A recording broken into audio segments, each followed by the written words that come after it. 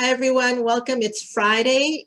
Welcome to our Continuing the Race Conversation series. I'm Suman Kapur, CEO of Well Balanced Solutions, and I'm here with my dear friend and co-host, Tiffany Castagno, CEO of Sefer LLC.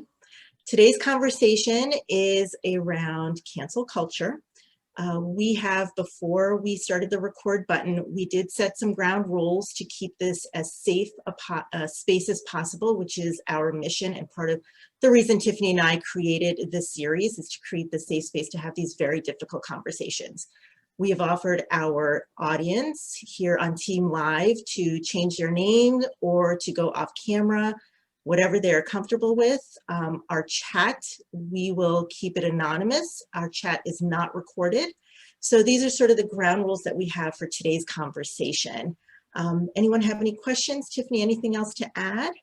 No, that was beautiful. So thank you. Thank you. All right. So we are actually just going to jump into the deep end here.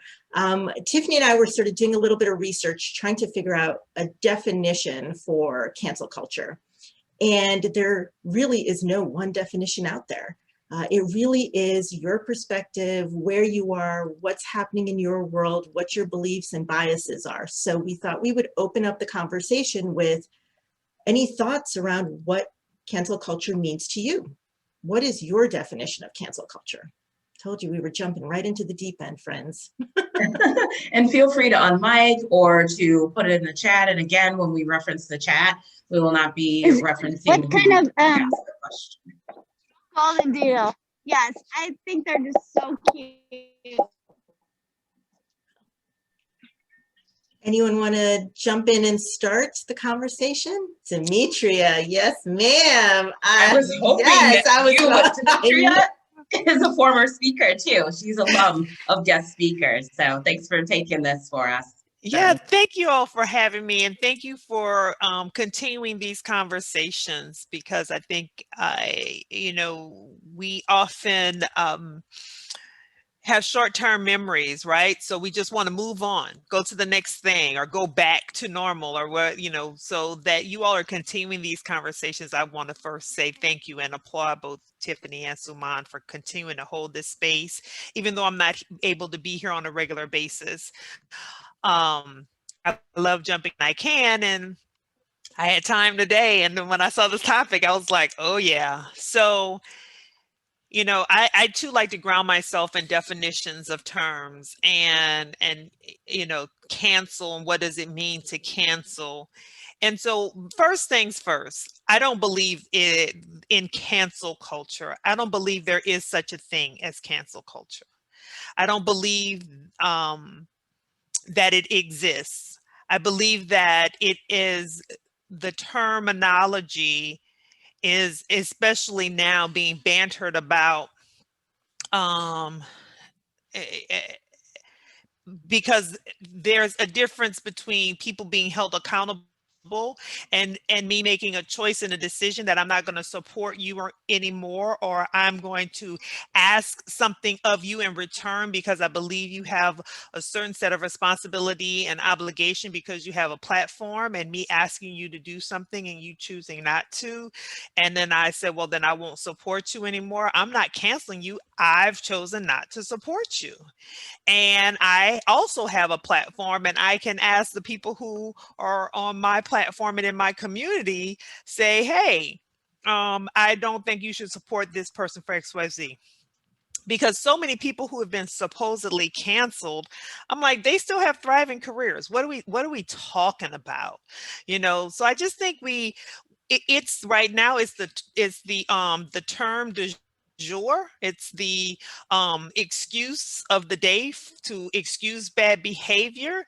But no, when you don't like to be held accountable, it's just the fallback. Well, they want to cancel me. No, you need to be held accountable for your actions you've taken or the things you've said. So that's my opinion about just even the term cancel culture. I love that, Demetria. Thank you for sharing. I think that that encapsulates a lot of what I think, and I certainly want to hear what others think, because we had, I think his name was James Charles, the beauty blogger or vlogger on YouTube, where he essentially got into it with his, very publicly, with his friend on what was going on. And so she wanted to cancel him. And so this thing has taken on a life of its own. And I do think that it suits people's different perspectives, or the bias that we all know that we're all biased beings by nature of being a human. We're all biased. And so as Suman and I have been having these conversations ourselves in preparation for today, it's like, well, there isn't one true definition, because it kind of just came out of someone's perspective, at least to start, on wanting to just, I want this person canceled because I don't agree with what they said. So I can do that, and I can decide that you're canceled. But what does that mean for everyone else? And that is something I want us to get into too. Other thoughts? Yes, please, Patrick. It does. There are elements of cancel culture that ring very true in terms of as you just said, you know, accountability, people being held accountable for poor behavior, for causing harm, and I think there are systems built in to hold certain people accountable for certain types of harm. For instance, we have a prison industrial complex that is literally built for that. But what then we have certain people who basically will never be held accountable through that avenue. And so what then do we as the public, how can we then leverage what power we have to tell someone? I feel like, you know, cancel culture is so often applied. I mean, really, it's applied to people who are in positions of power, who have some sort of public persona that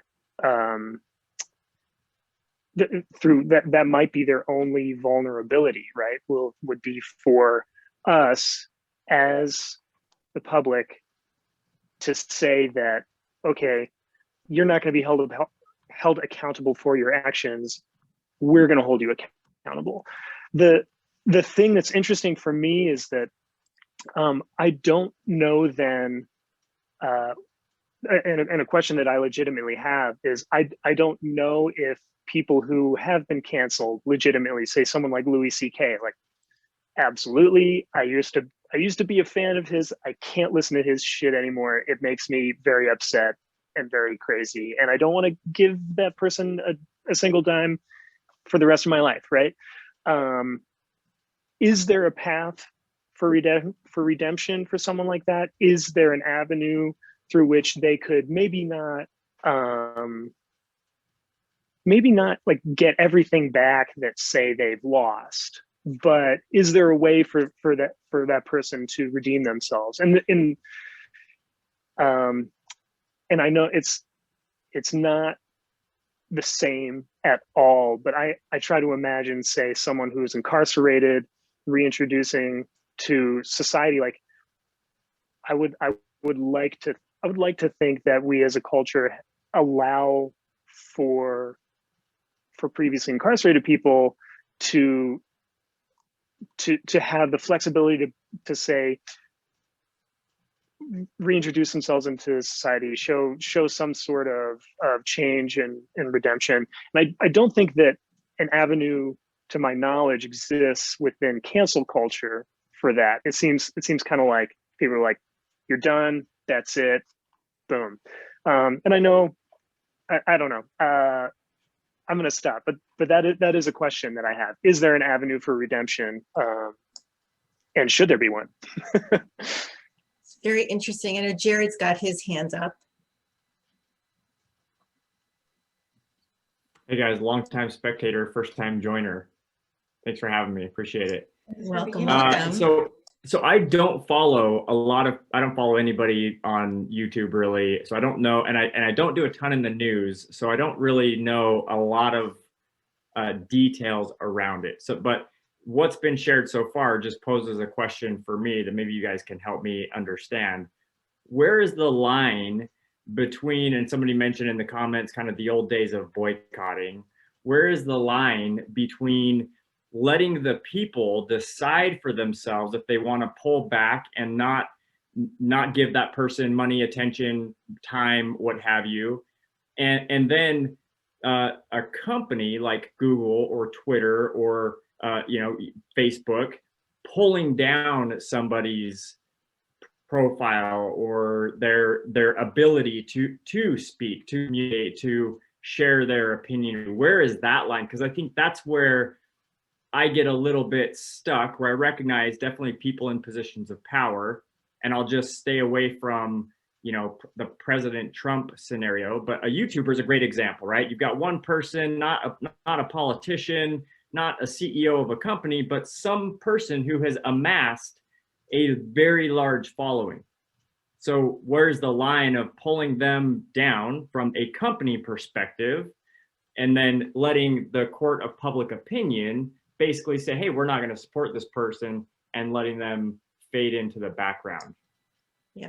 I just want to read out the comment that Jared is referring to, which is in the chat. It says, it sounds multifaceted. Does this go back to boycotting in the days of old and recent times? Is this about contradicting the opinions of others and degrading their cultures? So that was the comment that Jared was referring to. Dimitri, you had your... Yeah, I raised my hand to because as you know what Jared was expounding on, especially as it relates to corporations, right? So to me, that's free market capitalism at play, because those corporations are making a decision, which they own their platform. So they're private entities. They're not public entities. So a private corporation can make a decision whether or not you remain on my platform. And we accept it in the terms of service. We never read the fine print. We get these phones and we just click accept. We download all of these things and we accept a whole bunch of stuff that we never look at. So if a person is challenged with that, they need to create their own content, their own space, their own methodology of getting out there, because only when you have ownership can, at least in our society, because this is a free market type of society, right? So when you have ownership, you can fully control what you put out, how you put it out. If you're on someone else's platform, you've already given them so much control that to then say, oh, well, they canceled me. No, they didn't. They have terms of service that they choose when and when not to exert that power. And because we've seen it, like they make these random choices, and they generally start making those random choices when, using the boycott analogy, when there's a cluster of energy around somebody, and then it's like, okay, it's too much for us to try to maintain, so now we'll exercise the control that we have. But they have all the control and we give it up. And so is that canceled, or is that free market capitalism and that company like a Google or an Apple or a Twitter saying, you know what, we don't want the backlash for, yes, you have a large following, but we have even a larger following. So we don't want to take the risk of losing our bottom line.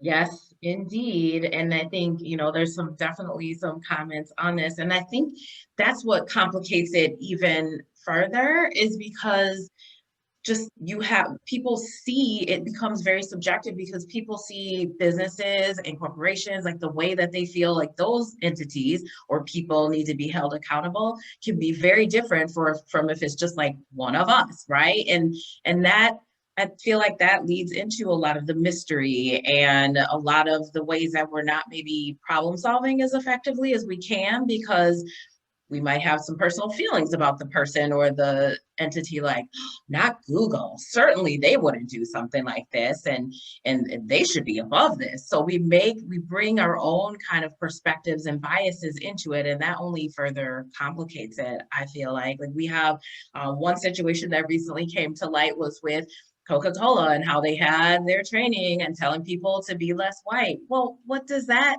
do for our society? Are we really, the intent might have been there to say, we don't want you to be a Karen, so to speak, or we don't want you to, we're trying to be in solidarity with our people of color.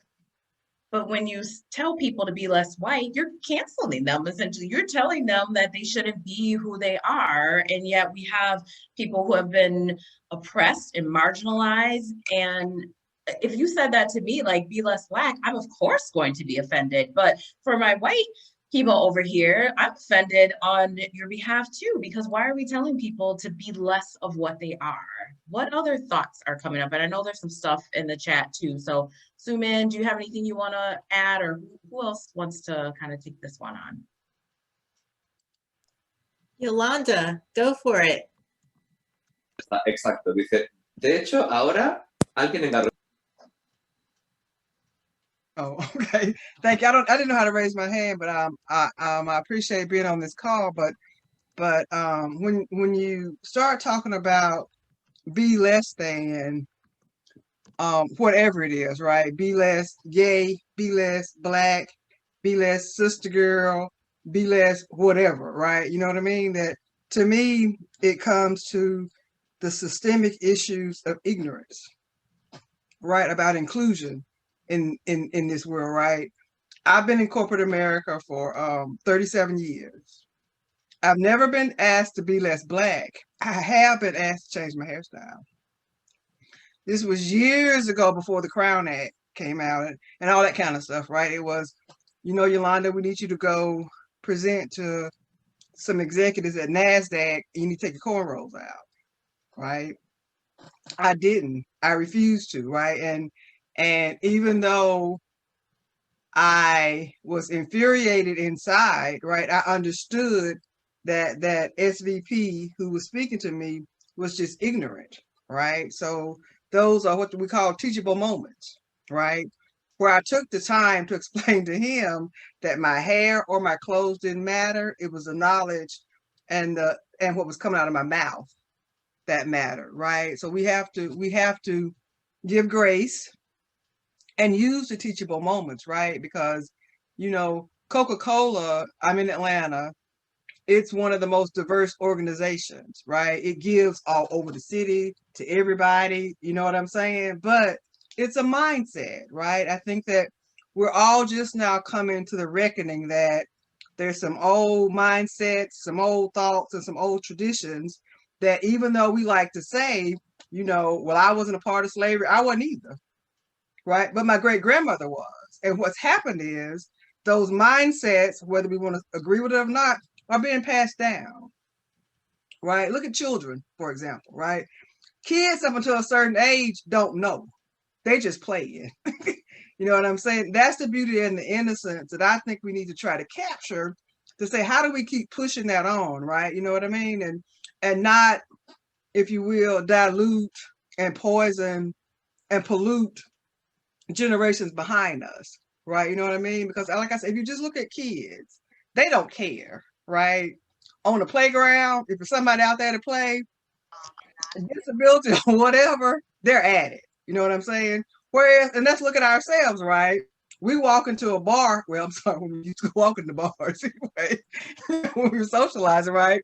And you look around for somebody that looks like you, good, better, and different, right? To go socialize with, rather than saying, let me just go in and get it in, right? You know what I mean? So I just think that it's just ignorance on the part of, stop being so whatever, right? And we just learn to accept people for where we are, right? That, to me, when people ask me about, especially, I'm a DEI consultant, right? So now anyway, but that's what we just need to tell people, right? Just start by meeting people where they are, whether you agree, disagree, like the way they look, don't understand them, just meet them where we are, and we can move on from there and stop some of those don't be so whatever, right?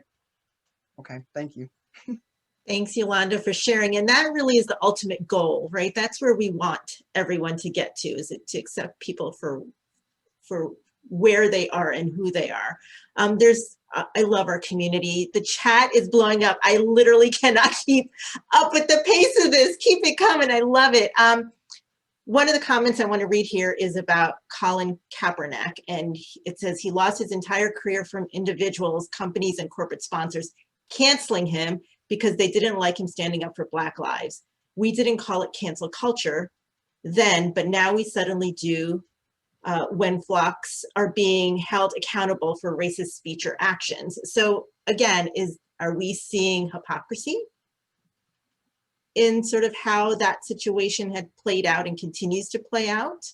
There are more comments in here. What's sadly true is that many organizations or businesses are making their decisions based on money. The International Racquetball Tour has been ignoring the My Pillow owner's actions as he is one of their biggest sponsors, right? So I think it goes also back to, we have some level of power when it comes to money. Don't support a platform, don't purchase and give them your money. Go somewhere else. My Pillow is not the only person who makes pillows.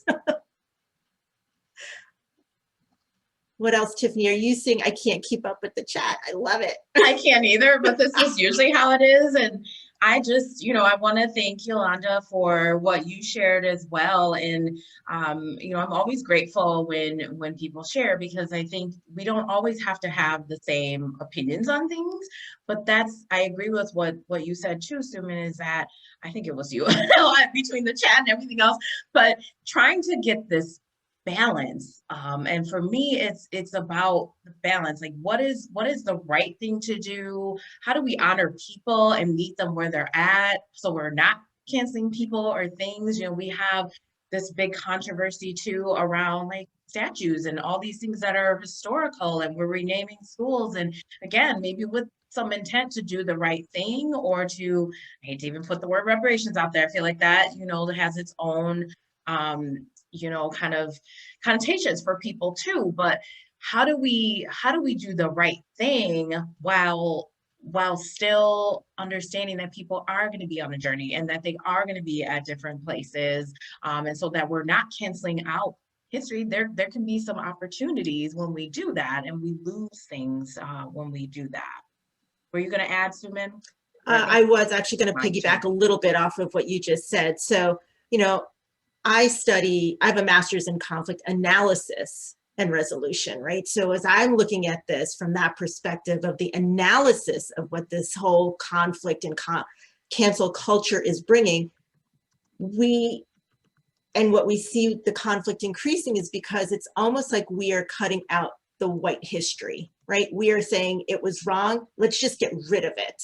So cancel this whole culture around the white culture, for lack of a better term. But and I'm not saying it's right or wrong, but to look from that perspective, getting rid of someone's identity, history, and what they've grown up knowing to be true is what tends to increase conflict. That basic human need of identity is being scratched away and chipped away. And so, like Tiffany said, how do we find the balance of saying, okay, what happened historically was wrong, not right.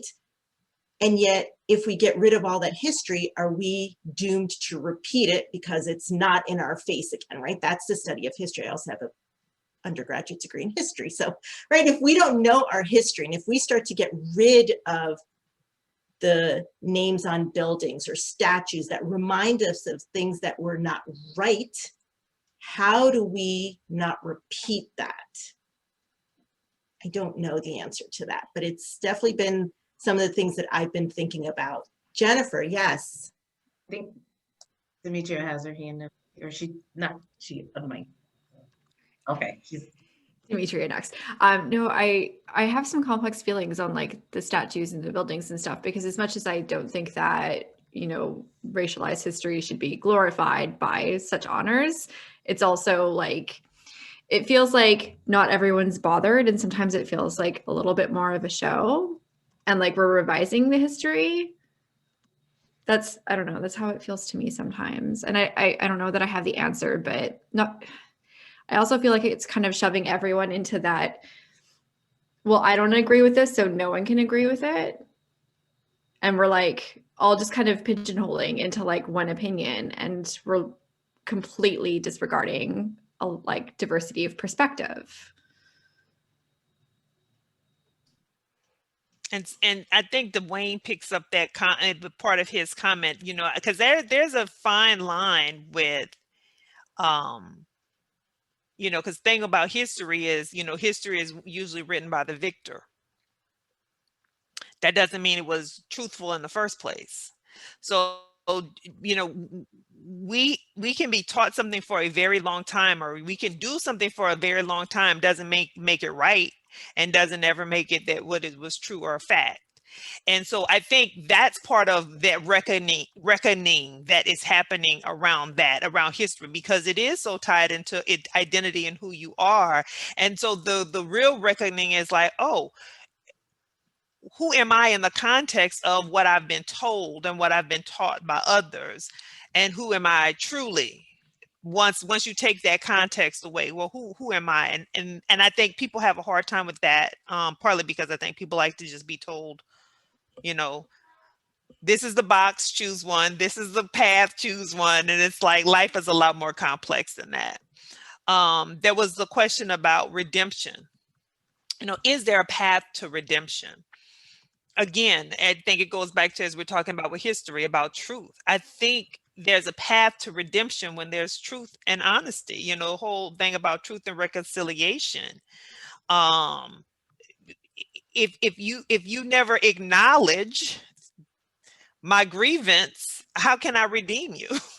Right? How can you even get on a path to redemption when, you know, so many people, again, like I said, we want to move on so fast that, you know, the work is not done in order to be redeemed. And so then it comes across disingenuous, it doesn't land, and it's like, you know, we're just kind of like on this hamster wheel. And so, but what I do know for sure is that with some of this stuff, if, you know, part of why we are at where we are is because we don't really like accountability. We don't like to be on the receiving end, and we also don't like to be on the person who's responsible for holding others accountable either, because we want to avoid the messiness and the hurtfulness that is in conflict. You know, like Suman said, we want to avoid that. So we just want you to apologize so we can move on. We want you to, you know, just do this so we can move on. That's what we hear. Oh, just do this so we can move on. That's not real redemption. That's not real, you know, accountability, reconciliation, because in that space, it's messy, it's hard, it's difficult. And generally, as people, we don't like to sit in that space too long because it don't feel good, for lack of a better term. It just don't feel good. And I think, and then Jared had a comment up in here too, because I'm following the comments too, because they are real juicy. You know, he talked about, this was way up, about, you know, that whole, they are businesses and can make their choices, just doesn't feel right, you know, in a lot of these situations. It doesn't. It is a little bit of a cop out, but that's kind of where we are. We like to cop out because if we're going to do the work around it, it's going to require reimagining and rethinking a lot of stuff. And, you know, businesses don't want to do that either, because that means I might lose certain customers. So I just rather attend to this P&L and the bottom line, because if I really have to restructure some stuff, then we got a lot more work to do. Nobody got time for work. It's not why we're here. We're here to make money, right? So, you know, I think all of that kind of gets, it gets wrapped up. So it's a good time to, you know. Yeah, totally agree. So to piggyback off of what Demetria was saying, there is a question in the chat here saying, how much time should be spent on correcting the past versus building the future? Are they mutually exclusive, and do both have to happen? Is it realistic that both can happen? Some real meaty questions to think about. I just have a little bit to say about that, right? Yes. Maya Angelou has a quote, right? And she talks about how she likes history and she appreciates the future as well.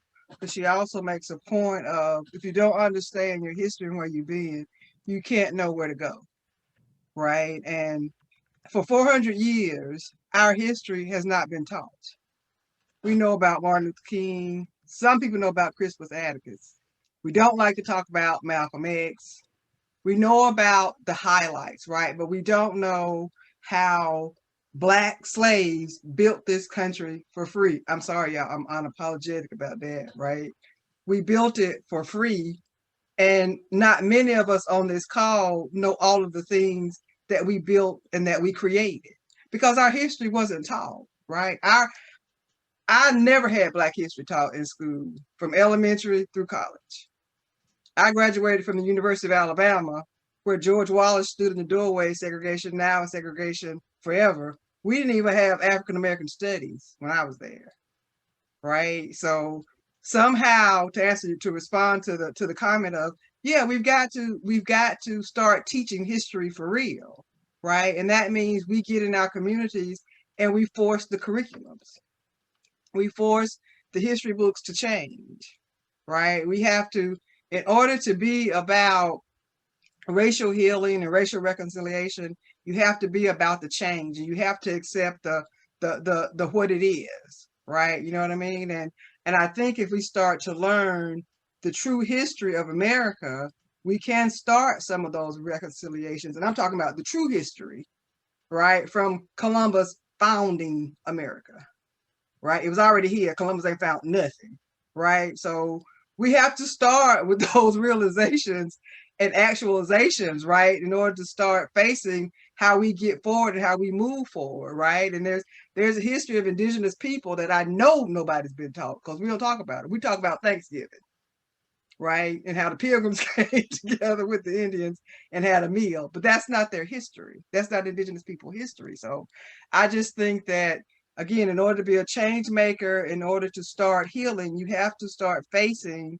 documenting, and teaching the past, and then we can move forward, right? And we can't just say, let's just move on. And I forget who it was in the chat, but I'm from a small town in Alabama called Florence, Alabama, and there was a big hoopla all summer about removing the statue from the courthouse.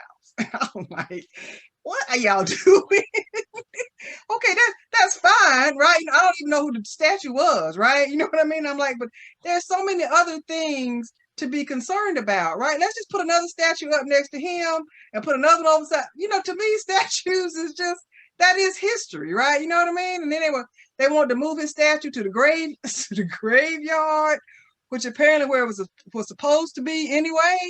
And then the people were like, but there's slaves, buried in the graveyard. I'm like, okay, then I'm going to be sensitive to what everybody's saying, but it's a statue. And really and truly, ain't nobody in that graveyard no more, for real, right? In real life. So I just think we have to focus on what matters, right? And I've just, okay, remove the statues, remove the name. This is just me personally. It just doesn't affect me because they've been there all my life, right? You know what I mean? And I don't pay, like the statue in front of the courthouse. As a matter of fact, I didn't even know it was there until they started protesting it. And my dad had worked in the courthouse for 40 years, and I didn't even know the statue was there. Wow. Wow. I have so many thoughts. Like, once again, thank you for sharing that. Once again, this chat is blowing up. I know Jared has his hand up. I have so many thoughts, but I'm going to hold them. Jared, do you want to share? I don't know if I want to share because this might not be very popular, but this is a safe space. So I'm just gonna throw it out there, and definitely not looking to offend anyone. But I wonder, do we really need to go back and reteach history? And I know that probably is like fingers on a cheese grater. But I mean, I didn't pay attention to history when I'm a high school dropout, and I did not pay attention to high school. White history, Black history, any kind of history. I didn't pay attention. And I don't know that it really influences me today. But when I tend to think of things in inputs versus outcomes. So if my input is let's make sure that history is accurate, it's correct, we're teaching the right things as best we can about all different walks of life, cultures, etc. That's the input. It feels like the output we're trying to create is a greater appreciation for people, a greater understanding of others. So what if we actually taught our children to inquire, and ourselves and adults, to inquire about other people, to ask questions, to understand from their living perspective what life is like, what challenges there are, what difficulties there are. Might that then also generate a similar outcome of appreciation that allows us to engage every day with just a little bit more empathy? Because I just feel like sometimes we're so focused on like getting the past right that it detracts from like getting the present right. And I feel like if we get the present right, man, tomorrow's going to be awesome. Tomorrow's going to be really fantastic if we can just show up today in a really amazing way. So, and I see in the comments, can't we have both? We probably can't have either one, right? Like it would be great to have both, but we probably honestly won't get either of the two. So anyway, hope everybody doesn't want to kick me out. Not at all, Jared. Thank you so much for sharing and for being vulnerable here. I absolutely, truly appreciate it. But we got lots of hands here. Patrick. I was just going to say, I typed it in the comments as well, but Jared, you might not have been paying attention to history class, but somebody was. And you're talking about inputs, your understanding of, and I apologize, I don't mean to be argumentative. That's not my intent here. But I think we as people receive information in so many ways, and I think most of the information we receive is actually passive. So, and I absolutely agree with what you're saying about empathy and teaching forward. I think that makes a lot of sense. I think though, to me, one of the greatest challenges as a white man in America is really accepting the fact that I will never understand what it's like to be any type of minority. I'm straight, young, healthy white man who grew up in the suburbs, like never, financial security my whole life. Like I will never understand what it means to be marginalized, but it does feel really important to me to try to find out why people around me have been marginalized and what their pain points are and what and where those pain points originated. And for me, that has been an important part of trying to become a more just trying to improve my empathy. How do you say empathy? Trying to improve my empathy, understanding the past helps me move forward. Anyway, sorry, rambling. Thank you. Not at all. I agree. And I so appreciate this conversation, and it's about being on a journey, and it's about being on that together. Again, we can't reiterate enough that we created this community to have these conversations, and they do get difficult. It's not always easy. And I think, that's something that I appreciate about it, because how do we move forward as a society if we, even in a group like this, can't respectfully disagree, respectfully being the key word, right? And that's never been an issue here. And I hope that remains. Okay, now I don't know which order the hands came up in. Nikolai, Demetria, then Frank. Thank you. Nikolai, go for it. I do appreciate, Jared, you bringing that up, because I think a lot of people share that sentiment and those thoughts and those feelings. So I do appreciate you bringing it up. The way I just my thoughts or the things that come up to me is that words do matter, not just in education, but in day to day. And in the relationship I have with myself, the words that I say to myself, they matter. And so I just like to start from there and how important a word can be and the distinction of a word when we're talking to other people and creating a world that we want to see. But just in my thinking about the conversation in response to your feedback is, if we look at it from a perspective of limitation and what we can't do and how hard it's going to be, we've already lost. The battle is already lost, and there's no place for all of us to have an equal world. It's just not going to be possible because we're already approaching it from a deficit perspective. The only way forward is to approach this as like, it is possible. We can do this. We are going to get it wrong. I'm going to get it wrong. You're going to get it wrong. People fighting on both sides of what they want are going to get it wrong. But that's not the goal. The goal is to approach it heart first, heart open. I do believe it's possible.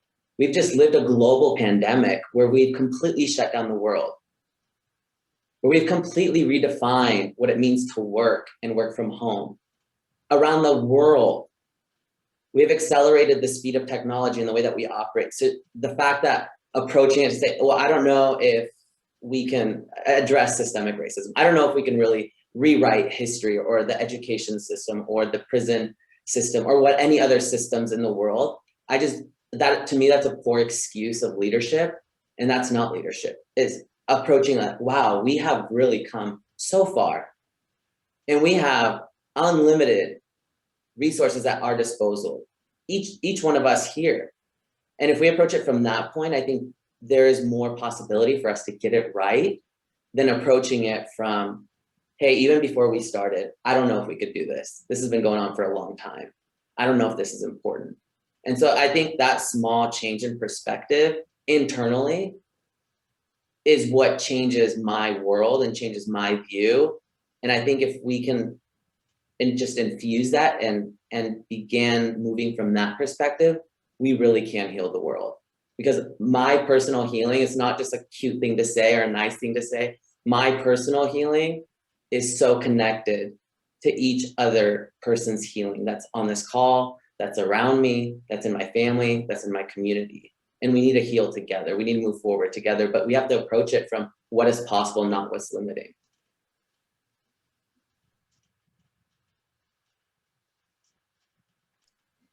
Thank you, Nikolai. There's a lot, but I want to make sure we get to Demetria and Frank. So Demetria.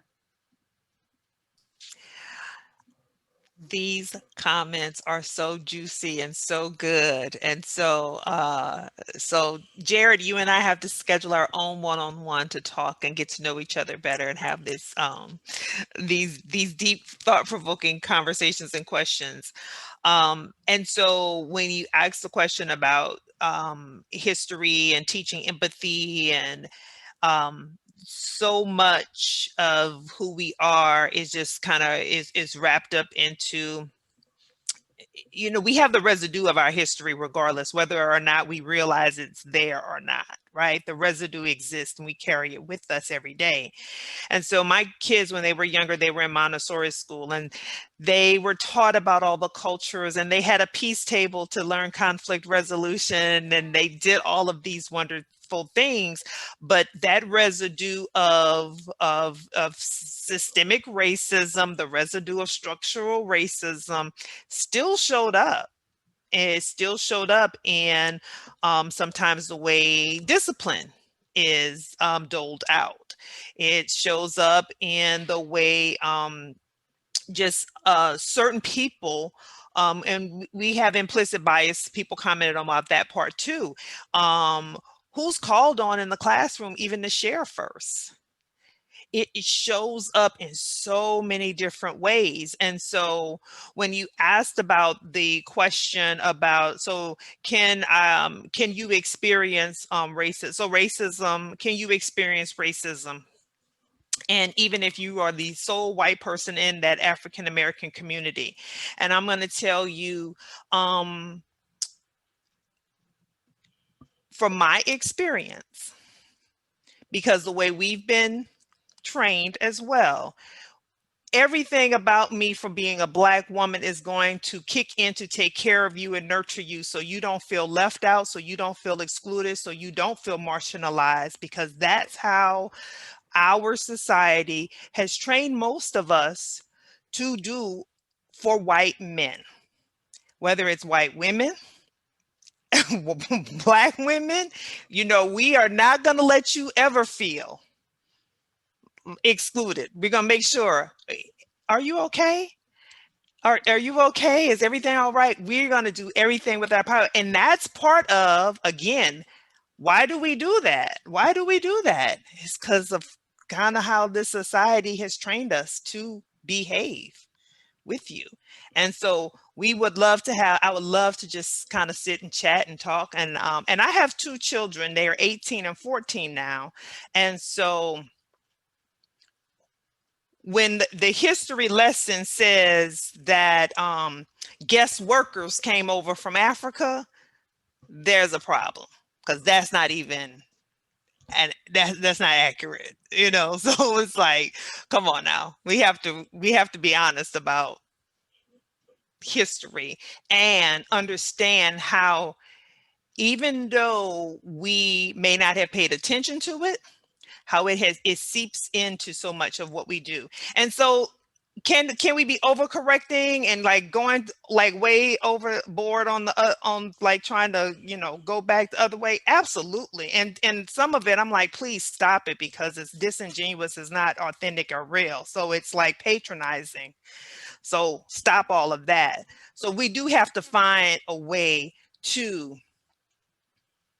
talk about our lived experiences, to share those our challenges, to share our history and where it has diverged, and so how I have experienced the exact same situation you experienced and why the outcomes are totally different.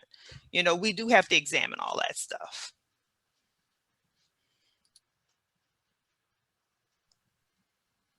Thank you. Thank you so much. I like muted, unmuted, muted. Oh, this conversation. Whew. Frank, do you want to share? Thank you, Demetria. Thank you so much for sharing that. I felt that in my soul.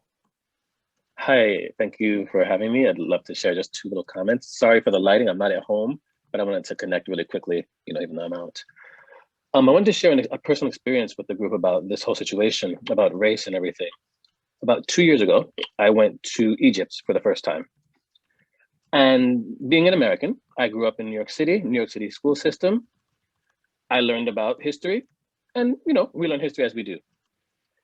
I went to Egypt, it was fine. I went to the south of Egypt and I went into a museum and I started crying, because for the first time in my life, I saw people who looked like me reflected in history. And in school, we never learn about how in Egypt, half the people are darker than I am. And when I saw this in the museum, I'm like, what the hell is this?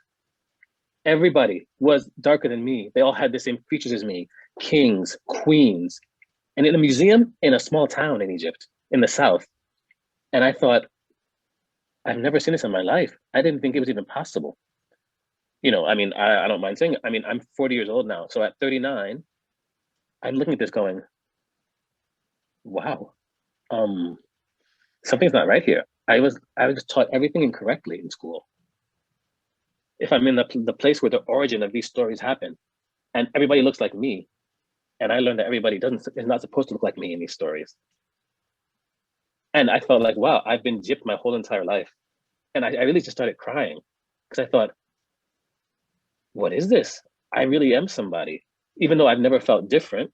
You know, of course I'd have, but to think, what is this? And when you learn, like your whole life, you've been told something that's completely different. And it was amazing, you know, thinking, whoa, what just happened here? You mean the pharaohs didn't like Elizabeth Taylor? No, the pharaohs looked like Naomi Campbell in real life. And the sense to learn that being in this place was a complete difference. And at the same time, my partner, who is Caucasian, felt so strange there, because he's like, everybody's looking at me. I feel like I'm like, you know, like a circus monkey here. Because it was a complete opposite of what, if you can say, America is. where everybody was dark skinned, but different shades, dark, lighter, dark. It was just, everybody was tanned, everybody. And so it's to see our world in a completely different way. And it was shocking to me. It was an amazing trip. So I do recommend everybody has a chance to go to Egypt. But I mean, it was really something special for me. And anyway, other topic, not before I go on rambling here. I had an interesting conversation with my partner today. We were walking on the street and talking about race and things like that. And how in the United States, majority of the TV series have all the same type of people, Caucasian, they're just TV shows. And then there was this boom in the 90s of Black TV shows on UPN, Moesha, The Parkers, Fresh Prince of Bel-Air, all these shows came out. And he said to me, it's great, but it went to the other extreme. There was never a Jamaican neighbor, an Asian neighbor, a Philippine neighbor. It was the complete opposite. And I said, well, from my point of view, it's what had to be done at that point in time, because that's where the society was. That if you see somebody who's not represented, you represent them to the same extent that they're not being represented. Nowadays, it's a different story now. Now we have some kind of a mix in there. But I thought it was quite interesting to say, in that period of time, that's what was needed. So I think history, everybody tells it from their own perspective. And history changes by whoever who's telling the story. I mean, I can tell one story that, yesterday, it was a horrible day. It was raining, it was disgusting. And the person next to me say, well, yesterday was a beautiful day. It was raining, but really, it wasn't that bad. So how can we ever really know the real story unless we know all 25 sides of the story? We have to be open to learning both sides, every side of the story, not just hear one side and believe it. I think we have to let people, which the United States is very good at this. I can say from my mindset that we're very much into thinking and investigating. In America, people in America, it doesn't matter where they're from, people who live in America get this mindset of being able to reflect on things for themselves. We're taught that in school from when we're children. You start to reflect. You don't have an English class. We talk about the language. No, you talk about why do you think of it? What do you think this person's saying? Why do you reflect on what's happening? So I think we all need to do that with everything, especially with history. Hear every side and reflect on every single side of the story, and then make your own personal opinion, I think. But I think it's something that's really, history is subjective. We will never know what really happened in history. We hear what happened to the majority, but we don't know, for example, of the people with the Nazis. Just to bring it up, and I'll shut up because I'm speaking, 3 hours here. There were people who went with Hitler, but it was because they were scared, not because they wanted to. They wanted to survive. Are those people just as bad because they feared dying than to not conform? It's an extreme story, but it's the truth. Some people didn't even agree with the story, but what do? We have to go along with it, because if not, it's over for us. So I mean, it's a hard story to think about, but I'm rambling, so I'll stop. Thank you for having me, everybody, and have a great Friday.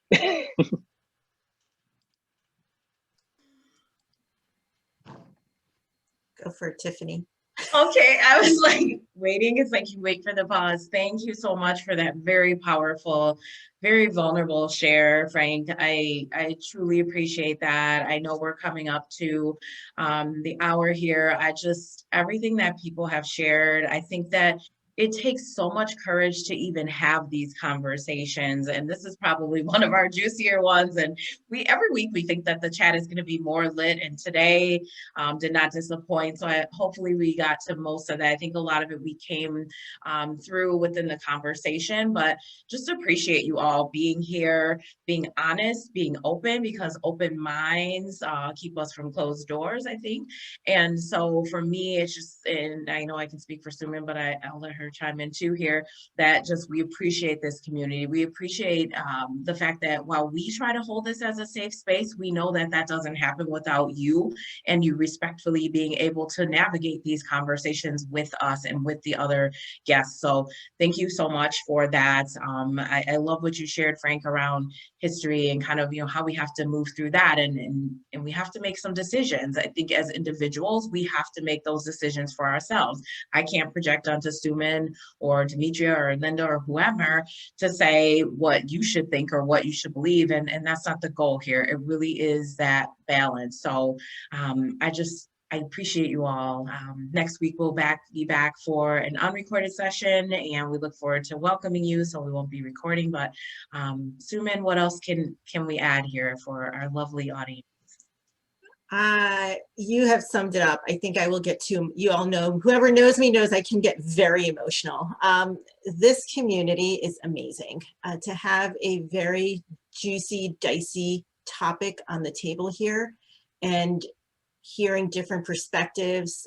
Everyone was super respectful, and it's why Tiffany and I have created this, right? If we can't shy away from these difficult conversations, to hear different perspectives and to share our own perspectives. And my hope is that this has left you with a lot of food for thought. My hope is Tiffany and I will do maybe a part 2 down the road. We haven't talked about it, but I feel like this warrants a part 2. But thank you everyone for being supportive, for sharing your thoughts, your ideas, your feelings. The level of vulnerability in this group always amazes me, and I thank each and every one of you. Have a wonderful weekend. We will see you here next week, unrecorded session. And just thank you for being the amazing people you are and for giving those nuggets, the food for thought. That's what's so important, is that we share our different perspectives and we all walk away with the, okay, let me think about what that individual said. So my hope and call to action for you all is that you will take a little bit of time this weekend to think about the conversations that were had here, similar and different perspectives, and see how that fits into your process and your journey as we move forward in these conversations. Yes, and please, if there's anyone that you want to connect with as well, thank you to those of you who are new. We know that many of you do connect with each other, and it is a community for a reason, and that's how we refer to it. We're really grateful for you all, and hopefully we'll see you back next Friday. Yes, thank you everyone. Demetria, apparently someone wants you to write a book. Yeah. Read that chat, girl. Yes. Sign me up, please, too. I'll be there too. I need a signed autograph though. Yes. Bye everyone. Happy weekend, and thanks for Team Replay. We see you too.